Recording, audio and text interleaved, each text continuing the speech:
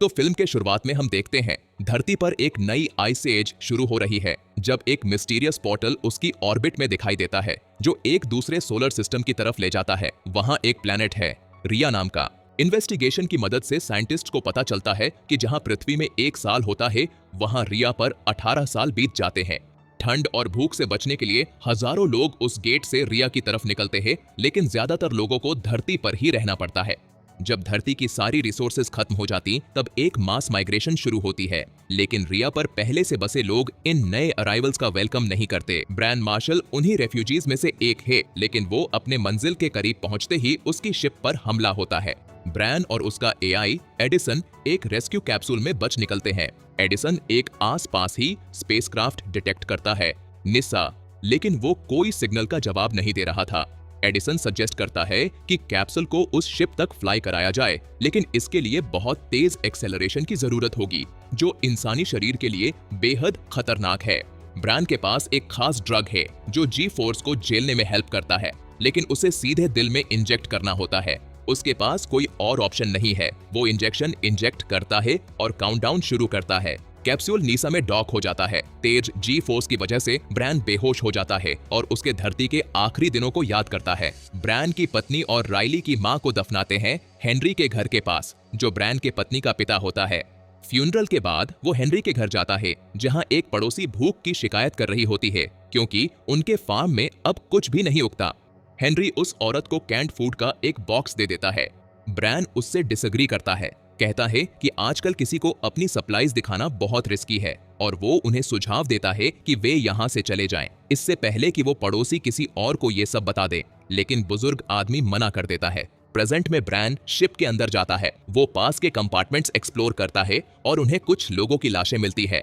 Bran सोचता है, इतनी दूर स्पेस में ये लोग किस चीज के लिए लड़ रहे थे। थोड़ी देर बाद वो एक दीवार देखता है जिस पर क्रू की फोटोग्राफ्स लगी होती है। ब्रैन को वहां खाना और दवाइयों का स्टोरेज भी मिलता है, लेकिन तभी एडिसन उसे रेडिएशन लेवल बढ़ने की चेतावनी देता है और ब्रैन देखता है कि ओशा उस पर बीम पिस्टल ताने खड़ी है। ओशा ब्रैन पर आरोप लगाती है कि उसने ही शिप के क्रू को मार डाला, कि रियंस ने धरती वालों की मदद के लिए सप्लाईज भेजी थी, और ये उनका जवाब है। ब्रैन कहता है कि अगर उसे इतना यकीन है तो वो उसे मार डाले। ये बोलकर ब्रैन उसके करीब पहुंचता है और उसी वक्त उसे धक्का देता है और गोली चलने से पहले वहां से भाग निकलता है। मगर ओशा शिप को अच्छे से जानती है और एक दूसरे हिस्से में उसे छिप कर पकड़ लेती है। ब्रैन फिर से उसे धक्का देकर भाग जाता है। वो किसी तरह मेडबे तक पहुंचता है और दरवाजा बंद कर देता है। वहां उसे कुछ दवाइयां मिलती है और एक पॉट दिखता है जिसमें एक क्रू मेंबर की बॉडी रखी होती है। पास में एक स्क्रीन पर पूरे क्रू का डेटा चल रहा होता है। तभी वो देखता है कि ओशा मेडबे में घुसने की कोशिश कर रही है। वो छुप जाता है और जैसे ही वो अंदर आती है, ब्रैन उसे सिर पर मारकर बेहोश कर देता है और वहां से चला जाता है। लेकिन ओशा जल्दी होश में आ जाती है और फायर सुप्रेशन सिस्टम एक्टिवेट कर देती है, जिससे कंपार्टमेंट से ऑक्सीजन घटने लगती है। ब्रैन एक ऑक्सीजन पाइप ढूंढता है और उस पाइप से सांस लेता है। तभी ओशा मास्क पहनकर फिर से सामने आती है। दोनों के बीच लड़ाई हो जाती है। ब्रैन कमजोर हो चुका था, लेकिन फिर भी उसे फिर से बेहोश कर देता है। इसी बीच एडिसन एयर सप्लाई वापस चालू कर देता है। अब ब्रैन शिप के कंट्रोल रूम पर जाता है ताकि एडिसन को शिप के कंट्रोल सिस्टम से कनेक्ट कर सके, लेकिन एडिसन बताता है कि रियंस को एआई से नफरत था। उनका मानना है कि एआई ही धरती के विनाश का कारण था, इसलिए इस शिप में कोई एआई है ही नहीं। फिर भी एडिसन शिप के कंट्रोल सिस्टम में घुस जाता है। तभी ओशा फिर आ जाती है और दरवाजे पर जोर जोर से मारने लगती है। वो ब्रैन को रोकना चाहती है कि वो कंट्रोल स्क्रीन पर ग्लोइंग बटन न दबाए, लेकिन ब्रैन उसकी बात नहीं मानता। उसे समझ नहीं आता कि रियंस ये कैसे डिसाइड कर सकते हैं कि कौन राया पर जिए और कौन नहीं, जबकि मोस्टली लोग धरती से ही है। ब्रैन गुस्से में बटन दबा देता है। अलार्म बजने लगता है और ओशा निराश होकर जमीन पर बैठ जाती है। एडिसन ब्रैन की हरकत पर नाराज होता है और उसे वार्न करता है कि इसका नतीजा बहुत बुरा होगा। अगले ही पल ग्रेविटी बहुत बढ़ जाती है और ब्रैन जमीन से टकरा जाता है।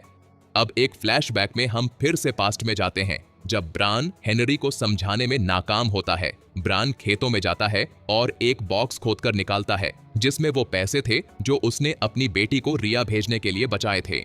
राइली अपने परिवार को पीछे छोड़ने से मना कर देती है, लेकिन ब्रैन और उसके ससुर को लगता है कि वो अब बहुत बूढ़े हो चुके हैं। रिया पर नई जिंदगी शुरू करना उनके बस की बात नहीं है।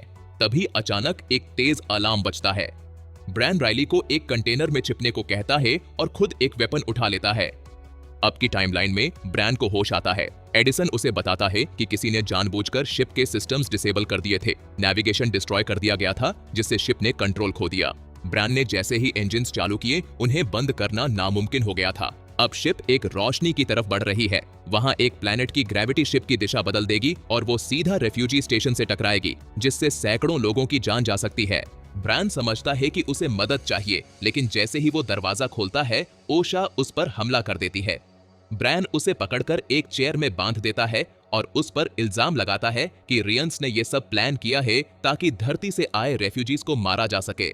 ओशा कहती है कि ऐसा कुछ नहीं है, उल्टा उसे लगता है कि धरती के लोगों ने ही सब बर्बाद किया। वो बताती है कि निसा शिप धरती के लोगों की मदद देने जा रही थी, लेकिन इंस्पेक्शन में एक अनडिक्लेयर्ड कार्गो पकड़ा गया। जब उसकी जांच चल रही थी, वो सोई हुई थी। जब उठी तो गोलीबारी हो रही थी। मरते हुए कैप्टन ने उसे बताया कि उसने शिप को शट डाउन कर दिया है। वो जानने के लिए कंट्रोल रूम में जा रही थी और तभी ब्रैन वहां आ पहुंचा। ब्रैन कहता है कि वो तो बाद में आया। तभी उसने ओशा की कलाई पर एक ब्रेसलेट देखा, जो आमतौर पर क्रिमिनल्स पहनते हैं। ओशा साफ कहती है, हाँ, मैं धरती वासियों की नंबर 1 किलर हूँ।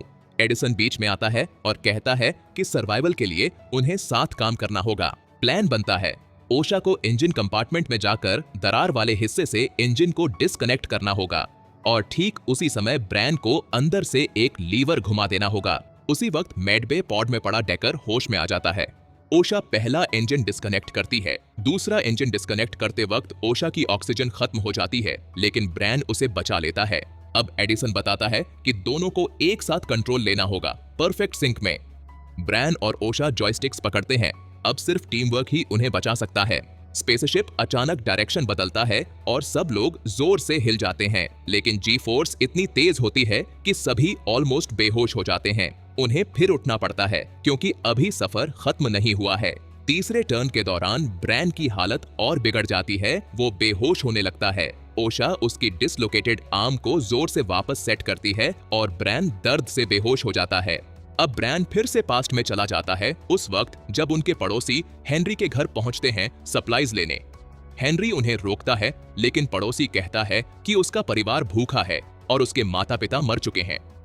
डराने के लिए वो राइली को ढूंढने का हुक्म देता है। एक आदमी छुपे हुए कंटेनर को खोल देता है जहां राइली छिपी होती है। तभी ब्रैन और हेनरी फायरिंग करते हैं और उन्हें मार गिराते हैं। राइली भागती है, लेकिन पड़ोसी की वाइफ उस पर गोली चला देती है। घायल ब्रैन उसे भी मार देता है। प्रेजेंट में ओशा एक फोटो देखती है राइली की। ब्रैन बताता है कि उसने अपनी बेटी को खो दिया। ओशा कहती है कि उसने भी अपनी फैमिली खो दी, क्योंकि रिया की सरकार को यह बिल्कुल पसंद नहीं आया कि उन्होंने धरती वासियों की मदद करने की कोशिश की थी। उसे पॉलिटिक्स समझ नहीं आती, लेकिन कहती है कि कई रियंस धरती वासियों से नफरत नहीं करते। ब्रैन बताता है कि वो धरती छोड़ना नहीं चाहता था, लेकिन उसने अपनी बेटी से वादा किया था कि वो जिंदा रहेगा। एडिसन याद दिलाता है कि उन्हें अब भी सिस्टम ठीक करना है। ब्रैन को नेविगेशन बे में जाकर जले हुए बोर्ड्स हटाने होते हैं, लेकिन वहां 40 DGC टेम्परेचर है। ब्रैन वहां काम करने जाता है, तभी डेकर एक स्विच तोड़ देता है। ओशा ये देखकर शॉक्ड हो जाती है। डेकर बताता है कि रियंस ने उसके बच्चों को पकड़ रखा है और उसे मजबूर किया गया है स्टेशन तबाह करने के लिए। वो कहता है कि धरती वासियों के हाथों ही धरती वासियों की मौत उनके लिए परफेक्ट तरीका है। ब्रैन बोर्ड्स बदलकर वापस आने की कोशिश करता है, लेकिन ओशा डेकर से लड़ रही होती है। ब्रैन ठंड में दूसरे रास्ते से आता है, गियर उतारता है और फिर से बेहोश होता है। ओशा डेकर को बेहोश कर ब्रैन को मेडिकल कैप्सूल में डालती है। एडिसन बताता है कि कंट्रोल्स अब वापस मिल जाएंगे। ब्रैन को होश आता है। ओशा बताती है कि डेकर से क्या पता चला। ब्रैन कहता है ये सब रियंस को दिखाना चाहिए ताकि सच सामने आए, लेकिन पहले मिशन पूरा करना होगा। डेकर फिर से होश में आता है और एडिसन चेतावनी देता है कि एक और जी फोर्स ओवरलोड आ रहा है। ब्रैन दवाई लेने कार्गो बे की तरफ जाता है। ओशा कंट्रोल सिस्टम को ठीक करने की कोशिश कर रही होती है, जिसे शिप ठीक किया जा सकता है अगर कंसोल से सही वायर डिस्कनेक्ट कर दिया जाए। दिक्कत यह है कि एडिसन को नहीं पता कौन सी वायर डिस्कनेक्ट करनी है, इसलिए उन्हें ट्राई करना पड़ेगा। जब ओशा ये सब कर रही होती है, ब्रैन को न सिर्फ दवा मिलती है, बल्कि एक बड़ा बॉम्ब भी मिलता है। वो जल्दी से ब्रिज की ओर भागता है, लेकिन डेकर उसे पीछे से सिर पर मार देता है। ओशा को सामने 2 वायर्स दिखती हैं, जिनमें से एक लाइफ सपोर्ट सिस्टम से जुड़ी है। अगर वो वायर डिस्कनेक्ट हुई तो सिस्टम को रिबूट होने में 3 मिनट लगेंगे और इतने समय तक उसे सांस रोकनी पड़ेगी। वो थोड़ी देर झिझकती है, लेकिन किस्मत उसका साथ देती है। उधर डेकर ब्रैन से माफी मांगता है, लेकिन कहता है कि वो अपने परिवार को बचाने के लिए कुछ भी करेगा। तभी फिर से जी फोर्सेस बढ़ने लगती हैं और ब्रैन एक फ्लैशबैक में चला जाता है, उस दिन जब राइली घायल होकर उसके सामने गिरी थी। अपनी आखिरी सांसों में राइली ने उसे एडिसन दिया था, जो उसी ने बनाया था, और ब्रान से वादा करवाया था कि वो धरती छोड़ देगा। प्रेजेंट में एडिसन ओशा को इंस्ट्रक्शंस देता है और कहता है कि वो मरे नहीं। ब्रैन खुद को सीरम इंजेक्ट करता है और ओशा की मदद करने निकल पड़ता है। रास्ते में वो डेकर से लड़ता है और आखिरकार उसे हरा देता है। अपनी आखिरी ताकत से वो टाइम पर ब्रिज पर पहुंचकर ओशा को एंटी जी फोर्स ड्रग दे देता है। ब्रैन को फिर वो दिन याद आता है जब राइली की फ्यूनरल में हेनरी ने उसे वादा निभाने को कहा था। शायद वो सच में कुछ बदल सकता था। उसी वक्त उसने एडिसन एक्टिवेट किया था। अब प्रेजेंट में एडिसन बताता है कि शिप का फुल कंट्रोल पाने के लिए सिस्टम को रीस्टार्ट करना होगा, जिससे एडिसन रीसेट होकर फैक्ट्री मोड में चला जाएगा। ब्रैन इस बात को एक्सेप्ट नहीं कर पाता, लेकिन एडिसन कहता है कि कोई और ऑप्शन नहीं है। उसने डेकर का कन्फेशन वीडियो ऑलरेडी सिस्टम में अपलोड कर दिया है और रीसेट के बाद वो RIA प्लैनेट में सबके सामने आ जाएगा। ब्रैन इमोशनल होकर एडिसन से अलविदा लेता है और सिस्टम रीबूट कर देता है। शिप कोर्स बदलता है और स्टेशन से दूर चला जाता है, लेकिन डेकर अपनी आखिरी ताकत से बॉम्ब एक्टिवेट कर देता है, जिसकी रिपोर्ट कंट्रोल रूम पर मिलती है। ओशा शिप को गेट की ओर ले जाती है और ब्रैन बॉम्ब को एयरलॉक तक लाता है, लेकिन वो बताता है कि छोटा एयरलॉक नहीं खुलेगा, इसलिए उसे स्पेस में जाकर बॉम्ब बाहर ले जाना होगा। ओशा स्पेस में एक्सप्लोजन देखती है और एक पल को सोचती है कि ब्रैन अब नहीं रहा, लेकिन तभी उसे व्यू पोर्ट पर धीमी सी खटखटाहट सुनाई देती है और बरन दिखता है। दोनों साथ मिलकर फ्रोजन धरती की ओर देखते हैं और शिप की रिपेयर शुरू करने की बात करते हैं।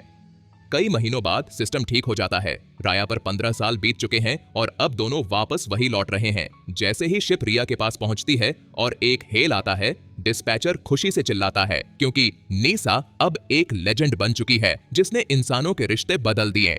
इसी के साथ ये मूवी यही खत्म होती है। अगर आपको हमारा एक्सप्लेनेशन अच्छा लगा तो एक लाइक जरूर करें।